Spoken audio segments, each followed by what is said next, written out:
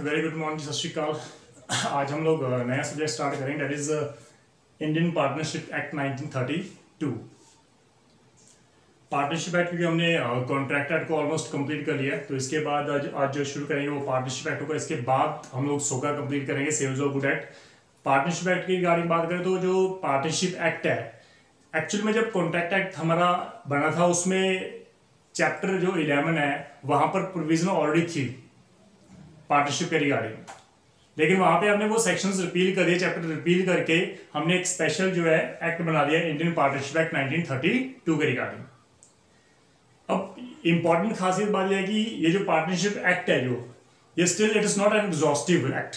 ये एग्जॉस्टिव हो ही नहीं सकता, क्योंकि यहाँ पर कॉन्ट्रैक्ट की बात की जाएगी। Partnership means a contract between two persons, दो पर्सन के बीच में एसोसिएशन के रिगार्डिंग हम लोग कॉन्ट्रैक्ट की बात कर रहे हैं।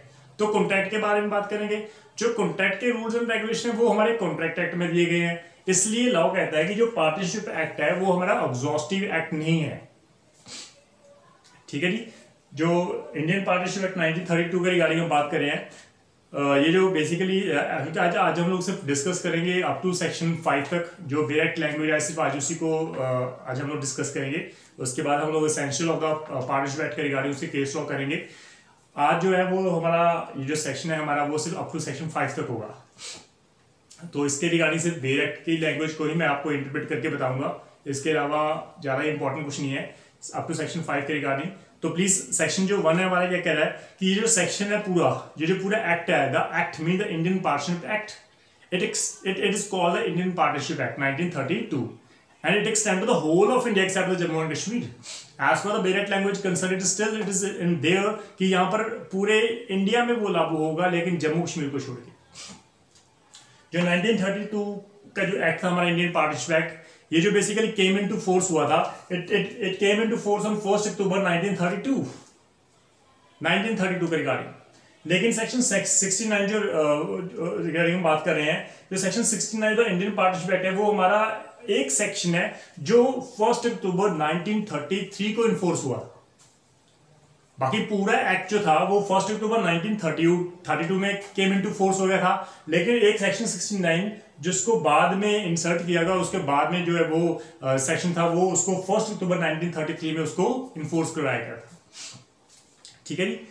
अब जो हमारा जो पूरा एक्ट है यहां पर वर्ड यूज कर रहे हैं हम लोग partnership, that means association two or more person, दो या दो से ज्यादा पर्संस का जो समूह है किसी काम को करने के लिए, किसी एक्ट को करने के लिए, ताकि उससे वो बिजनेस में से वो प्रॉफिट कमा सके, तो हम लोग उसको पार्टनरशिप बोलते हैं। लॉ कहता है कि यहाँ पर जो पार्टनरशिप के रिगार्डिंग है पूरे पार्टनरशिप एक्ट में सिर्फ वर्ड ये यूज किया गया, to or more person word use किया गया है। मोर पर्सन, कितने मोर पर्सन हो सकते हैं, यहां पर इंडियन पार्टनरशिप एक्ट जो है वो नहीं डिफाइन कर रहा है इसको। इसलिए हम लोग कंपनी एक्ट के जो सेक्शन 11 है वहां पर जो प्रोवाइजो ऐड की गई है सेक्शन 11 में, वहां पर क्लियरली डिफाइन किया गया section 11 of the company act 1956। वहां पर एक लिमिट इंपोज की गई है कि कितने पर्सन मैक्सिमम जो है वो पार्टनरशिप कर सकते हैं। एक बार मैं फर्दर क्लियर कर रहा हूं कि जो हमारा इंडियन पार्टनरशिप एक्ट है वहां पर कहीं मेंशन नहीं है कि मैक्सिमम लिमिट कितनी हो सकती है पार्टनरशिप की। वहां पर सिर्फ इतना लिखा है कि 2 और मोर पर्संस अगर वो एसोसिएट करते हैं बिजनेस को कंटिन्यू करने के with intent to earn more and more profit, तो वो पार्टनरशिप है। लेकिन मैक्सिमम लिमिट कितनी है वो यहां पर प्रिस्क्राइब नहीं किया गया। इसके लिए हम लोगों को सेक्शन 11 देखना पड़ेगा कंपनीज एक्ट 1956 के रिगार्डिंग, जहां पर पार्टनरशिप में मैक्सिमम पर्सन कितने हो सकते हैं वहां पर लिमिट दी गई है। सेक्शन 11 से कंपनी एक्ट की जो बैंक के रिगार्डिंग बिजनेस के रिगार्डिंग बैंकिंग बिजनेस के रिगार्डिंग अगर आप पार्टनरशिप करते हो तो मैक्सिमम 10 पर्सन होने चाहिए, इससे ज्यादा नहीं हो सकते। Minimum 2, maximum 10 in regard with the business related with the banking system. अगर बैंकिंग जो उसके रिगार्डिंग बात करें, बैंकिंग बिजनेस नहीं है, कोई और बिजनेस है, तो मैक्सिमम 20 पर्संस की लिमिट जो है वो प्रिस्क्राइब की गई है हमारे section 11 of the companies act 1956 में। वहां पर फर्दर एक बात क्लियर की है कि अगर पार्टनरशिप में 10 से ज्यादा इन केस अगर वो बिजनेस बैंकिंग बिजनेस के रिगार्डिंग पार्टनरशिप है, अगर 10 से ज्यादा हो गई या फिर वो अदर बिजनेस है जहां पर 20 की मैक्सिमम लिमिट है, लेकिन अगर वो 20 और 10 से ज्यादा एक्सीड कर गए पार्टनर्स, तो लॉ कहता है कि basically they are treated to be as a company. आपको वहां पर कंपनी रजिस्टर करवानी पड़ेगी, you have to registered your company, क्योंकि वो पार्टनरशिप नहीं रही। पार्टनरशिप में मैक्सिमम लिमिट प्रिस्क्राइब की है 10 एंड 20। अगर आप उससे ज्यादा एक्सीड करते हो पार्टनर्स, तो वो कंपनी बन जाएगी, और लॉ कहता है कि कंपनी इनकॉर्पोरेट तभी होगी जब आप उसको रजिस्टर्ड करवा दोगे। वहां पर फर्दर एक बात क्लियर कर दी कि अगर कोई पर्सन्स जहां पर 10 से एक्सीड करके 20 से एक्सीड करके अगर वो अपनी उस कंपनी को रजिस्टर्ड नहीं करवाते, इनकॉर्पोरेट नहीं कराते, तो लॉ कहता है कि it is a illegal association, it is not a partnership, it is an illegal association. यहां पर क्लियर कर दिया है उसमें, जो हमारे कंपनीज एक्ट के रिगार्डिंग वहां बात कर रहे हैं, वो काफी हद तक क्लियर है। लॉ कहता है कि बेसिकली जो यहां पर हम बात कर रहे हैं, जो हमारा इंडियन पार्टनरशिप एक्ट है, it is totally based upon the English partnership act 1890, it is totally based on. तो इसलिए यहां पर जब हम पार्टनरशिप की बात कर रहे हैं, तो वहां पर इंग्लिश लॉ के जो हमारे केस लॉ हैं उसको हम लोग स्टडी करते रहेंगे, क्योंकि इंटरप्रिटेशन जो है बेयर एक्ट के रिगार्डिंग वो उन सेक्शंस में काफी डीपली की गई है, उन केसेस में काफी डीपली की गई। इसलिए हमें, क्योंकि हमारा वैसे भी जो हमारा इंडियन पार्टनरशिप एक्ट है, it is totally based on the English partnership act 1819, तो लॉ कहता है कि इसे हमें बेसिकली हमें इंग्लिश लॉ जो है वो हमें रेफर करने पड़ेंगे, ताकि हम ज्यादा डीपली समझ सके इनके वर्ड्स को, इनकी इंटरप्रिटेशंस के रिगार्डिंग उसकी बात कर रहा हूं। अगर हम सेक्शन 2 के रिगार्डिंग बात कर रहे हैं, तो सेक्शन 2 क्या कह रहा है, डेफिनेशन क्लॉजेस है। डेफिनेशन क्लॉज के रिगार्डिंग वहां पे फर्स्ट डेफिनेशन क्लॉज है act of a firm. Act means a is a small, act of a firm वहां पे लिखा means act includes an omission also. अगर हम आईपीसी की बात करें, वहां पर आईपीसी में भी वहां पर डिफाइन किया गया एक्ट का मतलब series of act, emission means a series of emission, act includes emission also. तो यहां पर भी वहां पर लिखा है एक्ट और omission means act of the firm means act और omission by all the partners or by the partners or agent of firm which give rise to the right enforceable by or against the firm। ऐसा act या ऐसी emission किसी एक partner द्वारा की गई है जिसकी वजह से पार्टनर्स का फर्म का राइट बनता है, या फर्म के अगेंस्ट किसी का राइट बनता है, हम उसको कहेंगे वो एक्ट है, किसका, फर्म का एक्ट है। क्योंकि यहां पर लॉ कहता है कि बेसिकली यहां पर जो सभी पार्टनर्स हैं, जितने भी पार्टनर्स हैं, अगर हम बात कर रहे हैं A, B, C, ये 3 पर्सन्स हैं, individually we called a partner, A is a partner, B is a partner, C is a partner. लेकिन अगर हम तीनों को बात करें तो it become a partnership, it become a partnership between A, B and C। अब इन तीनों ने अपने फर्म का जो नाम रखा है वो S&S कंपनी रखा है, तो ये क्या हुआ, हमारा फर्म का नाम हुआ, the name of the firm. Individually we called a partner. अब हम उसकी एसोसिएशन की बात करें तो वो पार्टनरशिप है, जिस नाम से वो एसोसिएशन जानी जाएगी वो हमारा है फर्म का नाम, the name of the partnership firm. ये 3 वर्ड्स इंपॉर्टेंट है, ध्यान में रखना है इसको, ठीक है जी। तो ये जो हम बात कर रहे हैं पार्टनरशिप की, पार्टनर्स की और फर्म के नाम की बात कर रहा हूं, यहां पर जो बिल्कुल क्लियर है। तो यहां पर सेक्शन 2 का जो फर्स्ट वर्ड है वहां पे वो लिखा है एक्ट ऑफ द फर्म। तो फर्म का act means act of the agent. Law कहता है कि सारे के सारे जो एजेंट है फर्म का, पार्टनरशिप के, they all are agent to each other. Principals भी हैं, वो एजेंट भी है एक दूसरे के लिए, क्योंकि वहां पर म्यूचुअल एजेंसी हम थी। They all act on behalf of others, वो सभी एक दूसरे के बिहाफ के लिए वो एक्ट करते हैं। तो लॉ कहता है इसलिए किसी एक का एक्ट भी पूरे फर्म को जो है वो लॉस में ले जा सकता है, और एक पर्सन का एक्ट प्रॉफिट में ले जा सकता है, ठीक है जी। तो ये इंपॉर्टेंट है। वहां पर बी जो पॉइंट है डेफिनेशन क्लॉज में, वहां पर बिजनेस के रिगार्डिंग बात की गई है, क्योंकि partnership means a business partnership, it is not regard with keep club है जी, हमारी एसोसिएशन जो हमारी भैया, हम लोग लोगों की सेवा करते हैं, कम्युनिटी जो कम्युनिटी किचन है हमारी जी, हमने पार्टनरशिप बनाई है, it's not a partnership at all.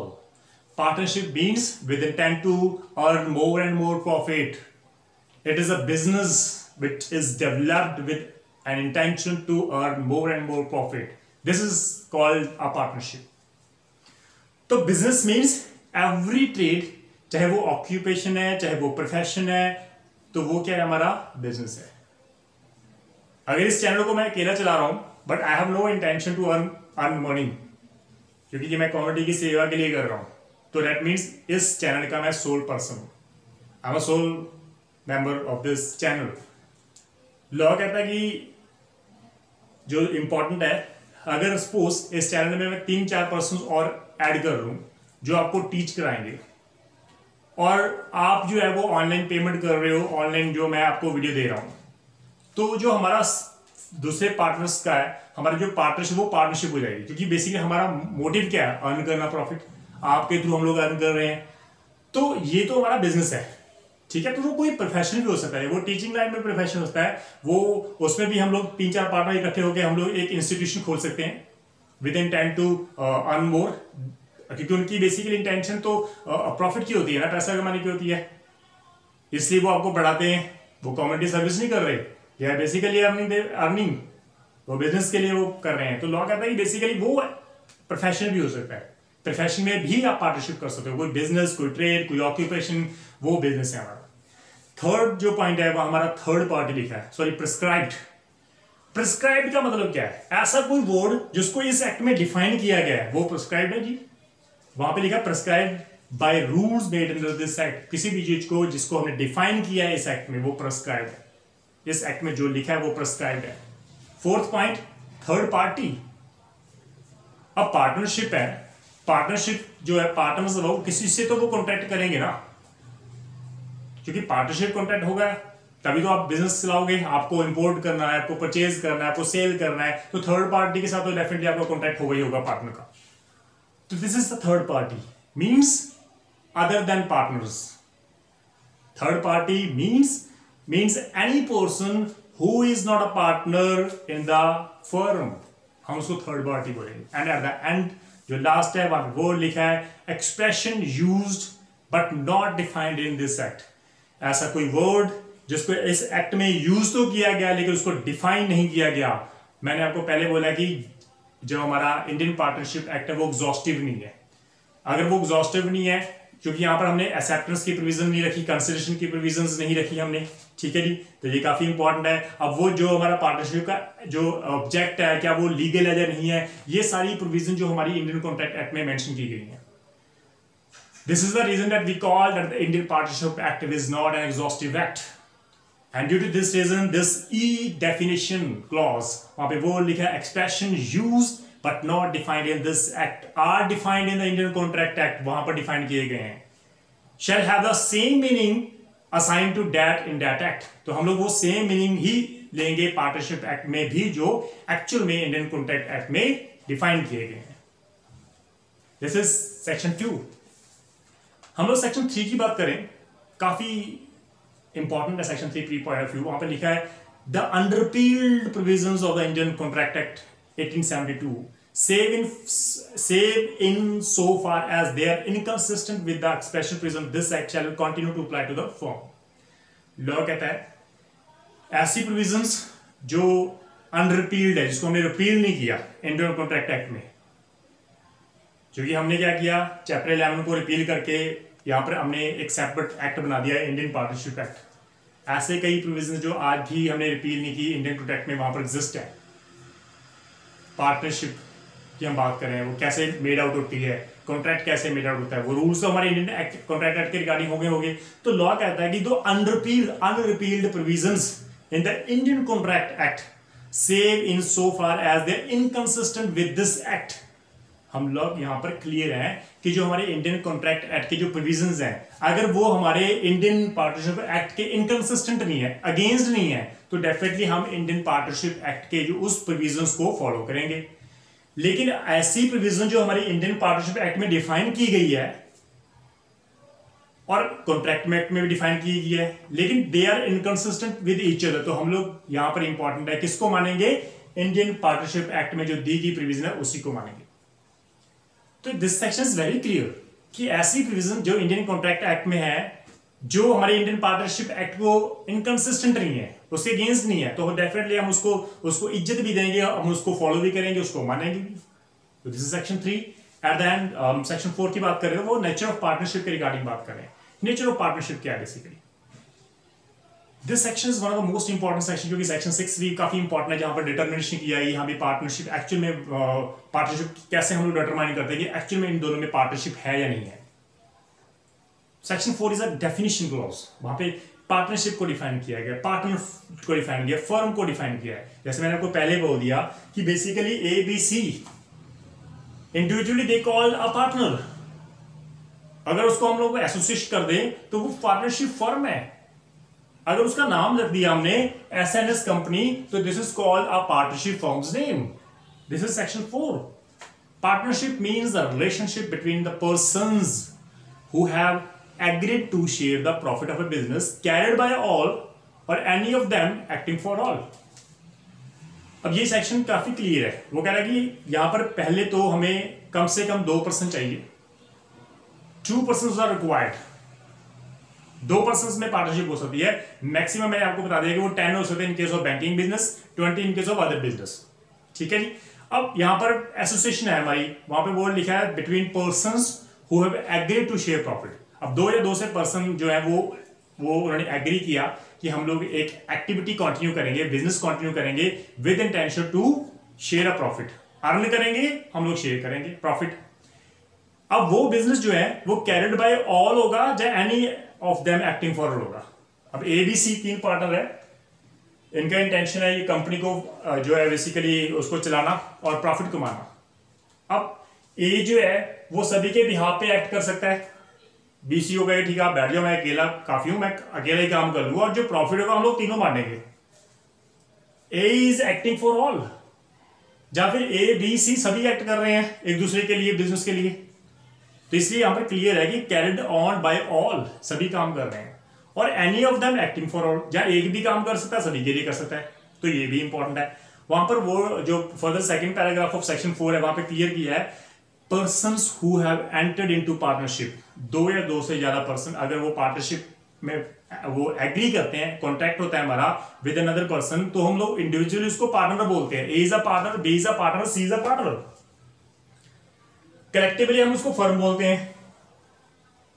अगर फर्म का नाम है तो डेफिनेटली उसका फर्म का नेम हो जाएगा जी। यहां पर इस केस में SNS company is a firm name. तो ये सेक्शन 4 है। सेक्शन 5 कह रहा है कि partnership is not created by status। You are a member of the Hindu undivided family, that doesn't mean that you are a partner। You are not a partner। The partnership जो है basically it is never created by status, it is always created by contract।